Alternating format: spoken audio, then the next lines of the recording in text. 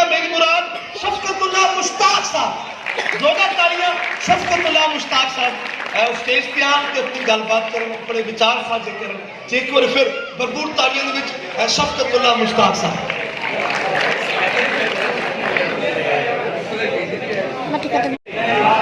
तेरी मझां गावां घोड़ियां विच एक भेड़ दा कंडड़ा मैं भी सही, तेरे आलिम फाजिल मुफ्ती सै एक मस्करा भंडड़ा मैं भी सही, तेरे शेरां दे गढ़ संगड़ वे हैदर एक कुत्ते नूं डंडड़ा मैं भी सही। प्रोफेसर नईम मसूद साहब, इलियास घुमन साहब, जाहिद इकबाल साहब, डॉक्टर गुलाम महबूब सुभानी साहब ते सारे बिराओ जिहड़े इत्थे बैठे हो, सब तो पहले जिन्होंने लोगों ने अज ये मेले का इनाकाद किया है, कामयाब मेले ते मैं उन्होंने मुबारकबाद पेश करूँगा और मैं उम्मीद करना वा कि ये मेलिया का जो सिलसिला है ये इस तरह चलता रहेगा। सच पूछो तो मेरिया तो सुतियां पीड़ा अज जगा दिखिया गई ने, क्योंकि असी जब निके होंगे सां ते चक्कां दे विचों सब तो जिहड़ी साडी अट्रैक्शन वाली चीज़ सी ना मेला होंदा सी। माँ प्यो को पैसे लेंदे सां ते जाके मेले वेखदे सां। मेला एक एडा वड्डा फंक्शन सी जिथे नकाल नकल करते सी, जिथे कवालियां होंदियां सी, जिथे खेडां होंदियां सी, जिथे झूटे लेंदे सां, जिथे हीर गाई जाती सी, वन पवन्ने प्रोग्राम वेख के पता चलता सी। और ये सारे जिन्ने सी ये जड़ा नुमाया रंग होंदा सी ना, वो साडी माँ बोली जबान दा होंदा सी और पता चलता सी कि साडी माँ बोली दे विच केड़ा असर है। इसे वजह तो मैनू ये जब याद आता है तो मेरा एक कथा भी है कि अज भी मैनू याद पे आमदा बचपन दा वो वेला,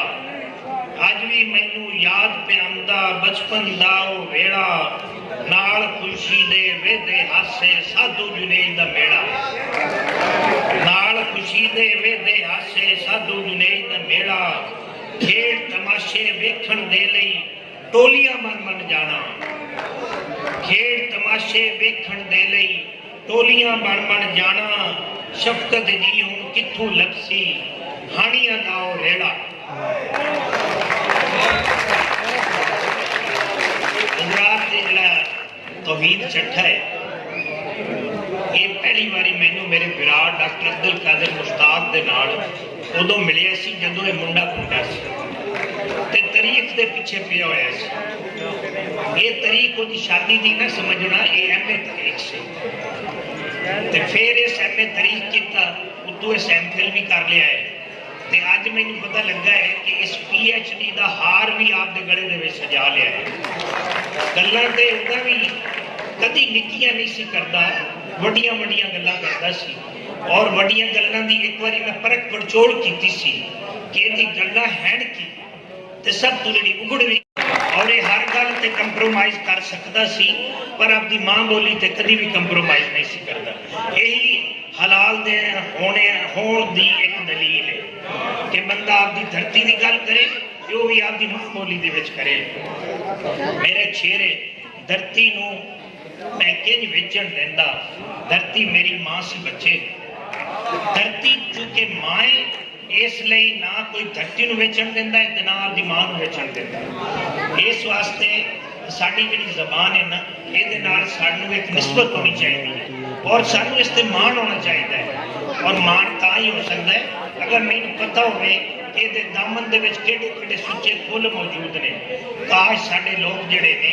वो साडे सूफियां भी उन्हां दी पहचान बने ने। इस तरह जिन्ने भी सूफी ने जिहदी मर्जी गल कर लो, पीर मेरे अली शाह साहब दियां बेशुमार अरबी और फारसी और उर्दू किताबां ने, लेकिन उन्होंने जी पहचान है ना वो यही है कि अज सिख मित्रां दी वधेरी है, क्यों दिलड़ी उदास घनेरी है, तो कित्थे मेरे अली कित्थे तेरी सना गुस्ताख रखी कित्थे जा रही है। लिहाजा जे सानू पता होवे ना कि इन्हां सूफियां ने जो गल्लां कीतियां ने वो की ने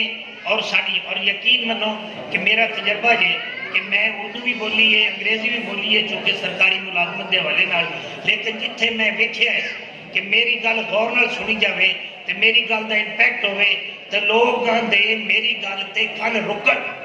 खुदा जानता जी मैं उत्थे पंजाबी च गल की है तो लोगों ने मेरी गल गौर न सुनी, बल्कि एक बारी मैं उर्दू बोलता बोलता पंजाबी गल कर लग पिया तो पीछे बंदा पूछता है जी ये कौन है, तो अल्लाह जानता जी मैंने बड़ी खुशी हुई कि इस पहले तो नहीं पूछा ना, उर्दू तो मैं पहले बोल रही थी, अंग्रेजी मैं पहले बोल रही थी, लेकिन ये मजबूर इस गल पे होया है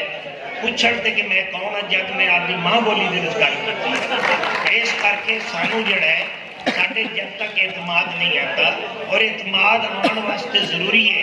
कि असी इस जबान को लिखना सीखिए और पढ़ना सीखिए। सब तो वड्डा जिहड़ा मसला मैं वेख्या है ना वो ये वे कि जबान सुनने की हद तक तो बड़ी प्यारी है। एक बार इतने जीसी यूनिवर्सिटी के विच मुशायरा होया तो मैं वेख्या कि बड़े बड़े वड्डे उर्दू के शायर बैठे सन, तो इन्होंने एक पंजाबी का शायर पहले खड़ा कर दिता, उन्हें सारा मजमा ही लुट लिया। तो जो लुट रहे सी तो शायर आहिस्ता आहिस्ता कह रहे थे कि जी असी चलने हैं साथ तो जरा होर काम भी ने, तो वो चले गए 2-3 शायर। मैं दूसरे तीसरे दिन उन्होंने को पूछा कि तुसी क्यों गए हो, उन्हें आख्या जी ये जिन्ना इसने मजमा लुट लिया सी ना इन्ना साडी गल ही नहीं सी बननी, असी तो इज्जत बचाई सी। लिहाजा पंजाबी जो कोई गल करनी है ना तो अगले मजबूर हो जान कि केड़ी जबान की गल की गई है, तो जब मैं जो मुँह ही लुकांदा तू ही दूर रखांगा दूसरा जमाना, मैं नहीं कहता बाकी जमाना देखो इलम सीखना चंगी गल है, हर जबान का सीखो, लेकिन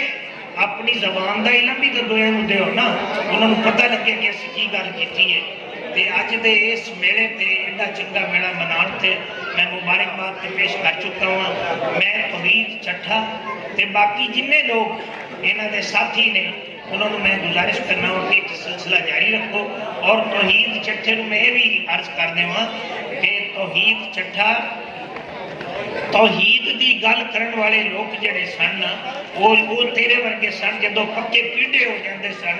तो लोग उन्होंने गुरु कहते सी, लोग उन्होंने सूफी कहते सी। लिहाजा तू जिस राह ते चलिया है ना इस लकीर नूं छड्डी नहीं, इंशाअल्लाह तू भी आने वाले मेले का एक सूफी होएगा। अल्लाह ताला तुहानू सारे खुश रखे। तुसी मैनू इत्थे प्रधान बनाया, मैनू इज्जत दी, मैं तुहाडा मशकूर हाँ, शुक्रिया, थैंक यू।